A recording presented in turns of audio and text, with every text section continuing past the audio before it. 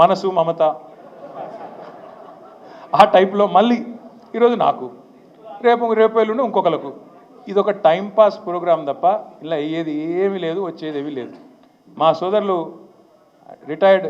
Voluntary retirement తీసుకున్న additional director general of police RS Praveen గారు మిగతా విషయాలు మీకు అన్నీ చెప్తారు, నేను ఎక్కువ చెప్పా. ఎందుకంటే వారు ఇటున్నారు, వారు అన్ని విషయాలు వారు వివరంగా చెప్తారు. ఎందుకంటే వారు గతంలో ఐపీఎస్ ఆఫీసర్గా పనిచేసినారు, వారి తర్వాత ప్రెస్ మీట్ పెట్టి అన్నీ చెప్తారు. కానీ ఒకటి మాత్రం వాస్తవం, ఇవాళ రేవంత్ రెడ్డి గారు ఆయన దొంగ కాబట్టి, అడ్డంగా దొరికిన దొంగ కాబట్టి, ఇంకా దొంగ పనులు చేస్తూనే ఉన్నాడు కాబట్టి, అదేదో సినిమాలో బ్రహ్మానందం గారు దొంగ ఉంటాడు, ఉరికురికి దొరికిపోతుంటాడు. అట్లాగే ఈయన కూడా ఈయన స్పెషాలిటీ ఏంటంటే ఉరికి దొరికిపోతాడు. ఆయన సింగరేణిలో దొరుకుతాడు, మూసీలో దొరుకుతాడు, హైడ్రాలో దొరుకుతాడు, ఎక్కడ పడితే అక్కడ దొరికిపోతాడు. హిల్ట్ కుంభకోణంలో దొరుకుతాడు, లగచర్లలో దొరికిపోతాడు. ఫాస్ట్గా దొరికిపోవడం రేవంత్ రెడ్డి గారి స్పెషాలిటీ. ఇంకా విచిత్రం ఏంటంటే ఇవాళ ఒక దొంగ లేడు ఈ రాష్ట్రంలో, దండుపాలెం ముఠా ఉంది. ఈరోజు క్యాబినెట్ ఎవరిది వాళ్ళు అందిన కాడికి దోచుకోనే స్కీమ్లో భాగంగా ఈరోజు వాళ్ళు దోచుకుంటా ఉన్నారు. ఆ దోపిడీని మేము బయట పెడుతుంటే వాళ్ళకి ఎక్కడ లేని మంట వస్తున్నది మా మీద. మాకేం ఫరక్ పడది. మీకు తెలియదు కానీ మీడియా వాళ్ళు మీరు కూడా మాకు తెలియకుండానే సాయం చేస్తున్నారు. మీరేమనుకుంటున్నారంటే ముఖ్యమంత్రి చెప్పిండు, మేము ఇట్లా కేసు నోటీసులు వచ్చినాయి, మరి వీళ్ళని ఏదో విచారిస్తున్నారు అని చెప్పి లోపల మేము పోగానే ప్లేట్ బ్రేకింగ్లు పెట్టి గుచ్చి అడుగుతున్నారు అని మీరు పెడతారు. మాకేం బాధ లేదు, ఎందుకంటే 100 కోట్ల పబ్లిసిటీ మీరు ఫ్రీగా మాకు ఇస్తున్నారు. మాకేం బాధ లేదు.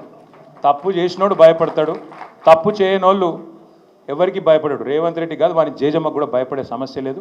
ముమ్మాటికి ఒకటి మాత్రం పక్కా, ఈ కేసు ఇంతటితో మేము వదిలిపెట్టాం.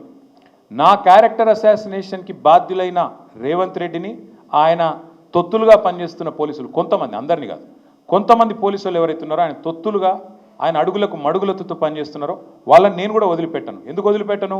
ఎందుకంటే నా వ్యక్తిత్వం హననం చేస్తూ ఉన్నారు. లేని లింకులు అంటగట్టి, లేని రంకులు అంటగట్టి, నాకు ఇష్టం ఉన్నట్టు ఎవరెవరో యాక్టర్లకు లింకులు పెట్టి చిల్లర రాజకీయం ఏదైతే చేస్తున్నారో ఈ విషయంలో నేను మాత్రం వదిలిపెట్టను. మీరేదో ఇవాళ ముఖ్యమంత్రి హార్వర్డ్కి పోయిండు, ఆడ వచ్చిరాని ఇంగ్లీష్లో ఏం నేర్చుకుంటుండో ఏం తెచ్చిండో కానీ ఆయన వచ్చే వరకు టైంపాస్ చేద్దాము అని చెప్పి మీరు డ్రామా చేస్తున్నారు. మాకు తెలుసు, ధారావాహికలాగా నడుపుతా ఉన్నారు. మాకేం ఇబ్బంది లేదు. మీరు ఎన్నిసార్లు పిలిచినా వస్తాం, ఎందుకంటే చట్టాన్ని గౌరవించే పౌరులం. తప్పకుండా వస్తాం. మేము తప్పు చేయలేదన్న మాటనే చెప్తాము.